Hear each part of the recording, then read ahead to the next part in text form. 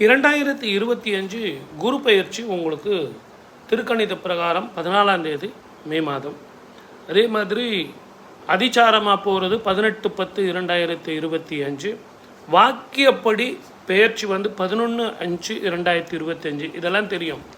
ஆனால் குருவுக்கு பார்வை பலம் பெறக்கூடிய 3 ராசிகள் எது அப்படின்னா துலா ராசி, கும்பராசி, தனுசு ராசி. இந்த 3 ராசிக்கும் மிக அற்புதமான பலன்கள் கிடைக்கும். போன எபிசோடில் நீங்கள் 5 ராசிக்கு பொது பலன் பார்த்தீங்க. மிக அற்புதமான பலன் கிடைக்கும். ஆனால் குரு பார்க்க கோடி நன்மை அப்படிங்கிறது உங்களுக்கு தெரியும். சில கிரகங்கள் ஸ்தான பலம், அவங்க வீட்டில் எந்த வீட்டில் இருக்காங்களோ அந்த வீட்டினுடைய பலன் கிடைக்கும். குரு தான் எந்த வீட்டை பார்க்குறாரோ அந்த வீட்டினுடைய பலன் தருவார். குருவுக்கு அற்புதமான பார்வை எது அப்படின்னு கேட்டிங்கன்னா 5, 7, 9 அப்படிங்கிறது மிக அற்புதமான பலன். அதில் இவருக்கு இந்த வருஷம் துலா ராசிக்காரர்களுக்கு 5ஆம் பார்வையாக மிதுனத்தில் இருந்து பார்க்க போகிறார்.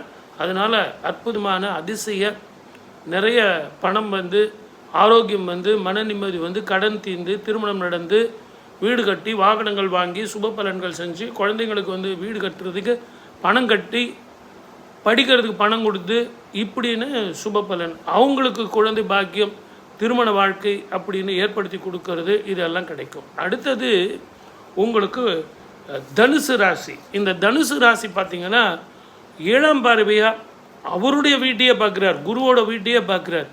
இது டபுள் தமாக்கா அப்படிங்கிற மாதிரி இரட்டிப்பு பலனை தரும்.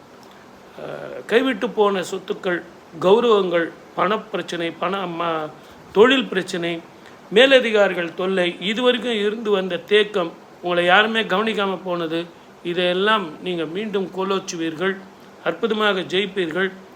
மிகுந்த பொற்காலமான ஒரு காலம். உங்கள் வாழ்க்கையிலே இது ஒரு பொற்காலம். நினைத்தது கேட்டது அத்தனையுமே கிடைக்கக்கூடிய காலம். எதிலும் வெற்றி, எப்போதும் வெற்றி, ஆரோக்கியத்தில் ஜெயம், மருத்துவ செலவுகள் குறையும், மன நிம்மதி, சந்தோஷம், இது எல்லாமே வரும். அடுத்தது உங்களுக்கு கும்பராசி நேயர்களுக்கு இது ஒரு பொன்னான காலம்.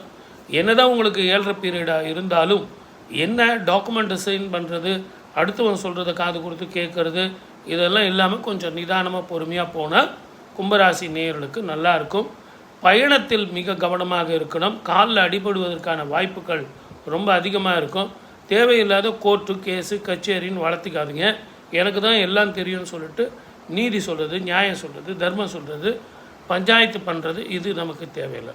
உங்கள் வேலை என்னவோ அதை செய்யுங்க. என்ன நேயர்களே, இப்போ எனக்கு சப்ஸ்கிரைப் பண்ணுங்கள் தயவுசெய்து.